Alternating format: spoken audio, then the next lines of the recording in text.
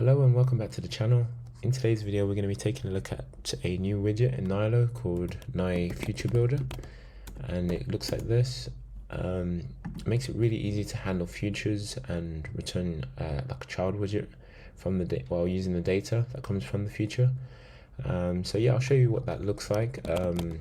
Firstly, I've created a helper method here just to kind of demonstrate how it works. So for instance, we could have a future that might take 3 seconds to return some data back, and inside our future, my future widget builder, all you need to do is pass in the future like that. And then as for the child, this is going to have 2 parameters. It will contain the context and also the data that comes from the future that we're passing. And here we just need to pass back a widget that we want to display. So for now, I'll just display back that. And yeah, if we build and run the app, you'll see that it will take about 3 seconds and then actually display that data in a text format. So yeah, it makes it really easy to kind of handle futures and return that data back on the UI without having to like mess around with the init and stuff like that.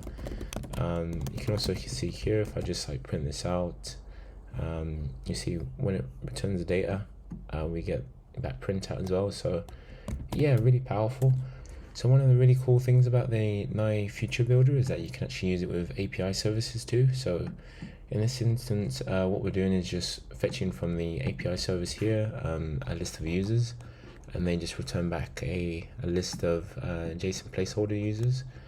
And yeah, if I just show you how that works, nothing's changed here with the child, but obviously the future now has changed, so we're just passing in that future. And when we get the data back, which is from this parameter here, you can see we're just casting it to our type. And then from here, if I just build and run this, you'll see that yeah, we get the list of users returned at the bottom here.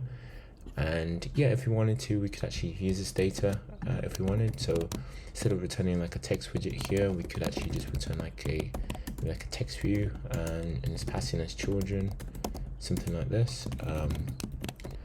And yeah, I think the last thing we need to do is just make sure that we have shrinkwrap enabled, and you can kind of see there now we're getting the list of users that come back from the API. So yeah, there's a few cases of using the NyFutureBuilder.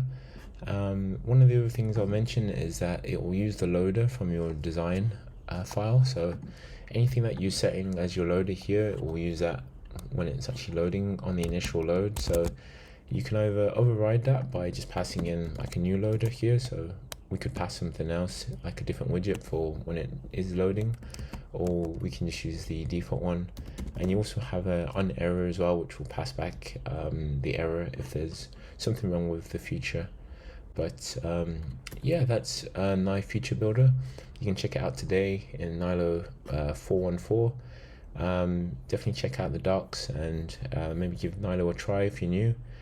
But yeah, that's all for today's video. Hope you've enjoyed, and I'll see you guys in the next one.